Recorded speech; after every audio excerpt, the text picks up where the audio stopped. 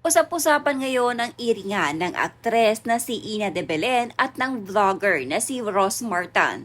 Tila hindi kasi nagustuhan ni Rosmar ang naging sagot ni Ina sa isang komento na kung saan sinabi nitong huwag siyang iugnay kay Rosmar. Ngunit ang talagang nakapagpainis kay Rosmar sa bahagi ng sagot ni Ina ay ang salitang ew. Kabuang sagot ni Ina de Belen: Guys, sino ba si Rosmar? Hindi ko siya kilala. Na-research ko na siya, please don't associate me with her. Ew.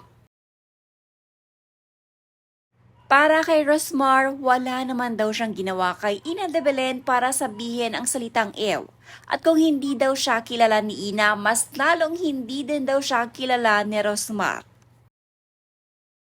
Kumakaiyaw ka naman sa akin at di niya daw ako kilala. Nahiya naman ako sa'yo, Filipina actress na kalagay, pero di din naman kita kilala. Mas maraming beses pa ata ako lumabas sa TV kesa sa'yo, ante. Kumakaiyaw, wagas, inaano ka. Kumakaew ka naman sa akin, mas mukha ka pang ang mom of three sa akin. At kung makasabi ka ng di mo ako kilala, mas di kita kilala, san ka lumabas? Hiyang-hiya naman sa'yo ang 30M total followers ko.